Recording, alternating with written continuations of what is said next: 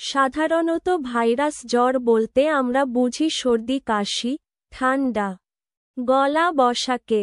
কিন্তু ভাইরাস ভয়ানক প্রাণসংহারীও হয়ে উঠতে পারে। কখনো কখনো তা শরীরের গুরুত্বপূর্ণ অঙ্গ আক্রমণ করে। যেমনটা হয় ভাইরাল মেনিনজাইটিসে। আমাদের মস্তিষ্কের চারদিকে যে পাতলা আবরণ রয়েছে তাকে মেনিনজেস বলে। কোনো কারণে এই মেনিনজেসে প্রদাহ হলে তাকে বলে মেনিনজাইটিস। সাধারণত সংক্রমণের কারণেই এটি বেশি হয়। এই সংক্রমণ ভাইরাস ছাড়াও ব্যাকটেরিয়া ও যক্ষ্মার জীবাণু দিয়ে হতে পারে। বয়স ও পরিবেশ ভেদে সংক্রমণকারী জীবাণুর ভিন্নতা দেখা যায়।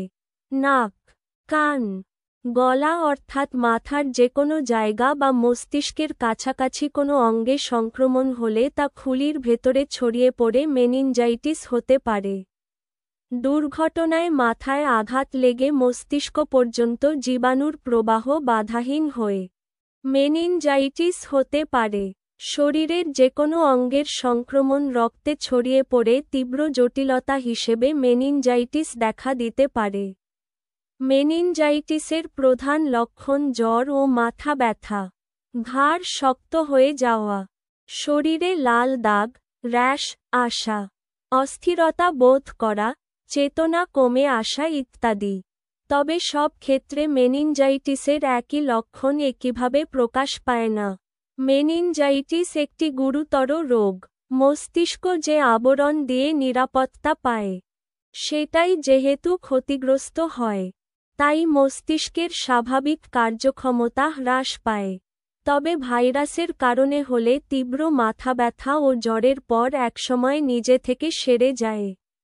ব্যাকটেরিয়া ও যক্ষ্মার জীবাণুর সংক্রমণে যে মেনিনজাইটিস হয় সেটি গুরুতর জটিলতা সৃষ্টি করতে পারে, এমনকি প্রাণঘাতীও হতে পারে। ভাইরাসজনিত মেনিনজাইটিস সচরাচর গুরুতর সমস্যা সৃষ্টি না করলেও যদি মস্তিষ্কের প্রদাহ হয়ে যায় তবে তা প্রাণঘাতী হতে পারে। ব্যাকটেরিয়ার সংক্রমণে মস্তিষ্কের চারপাশে যে তরল সিএসএফ থাকে তার স্বাভাবিক প্রবাহ ক্ষতিগ্রস্ত হতে পারে। মস্তিষ্কের রক্ত চলাচল বাধাপ্রাপ্ত হতে পারে এবং মস্তিষ্ক ফুলে উঠতে পারে। ফলে রোগীর চেতনায় পরিবর্তন হয়, বিভিন্ন স্নায়বিক দুর্বলতা দেখা দেয়। রোগী কোমায় চলে যেতে পারে। যক্ষ্মার জীবাণুর ফলে যে মেনিনজাইটিস হয় তা সচরাচর দীর্ঘমেয়াদী অসুস্থতার সৃষ্টি করে। মেনিনজাইটিস প্রতিরোধে যেকোনো সংক্রমণ, বিশেষ করে নাক, কান, গলা ও মুখের সংক্রমণ প্রতিরোধ করা জরুরি। স্বাস্থ্যবিধি মেনে চলা উচিত। মাথায় কোনো আঘাত পেলে উপযুক্ত চিকিৎসা নিয়ে সংক্রমণ প্রতিরোধ করতে হবে।